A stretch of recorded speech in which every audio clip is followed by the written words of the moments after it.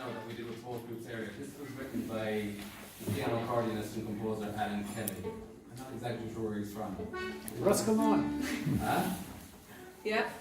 And Was it Alan Kelly, Roscommon? Alan was actually with us last Friday night for Go a guest ahead. musician session. That's Alan was great. there. Yeah. Yeah, so he wrote this year. I'm not sure the exact title, but he wrote it anyway. It's very nice. So, harp and two young bass and concertinas. He said this. I'll bring you, we've done 3 times. I'll bring you gradually. Okay?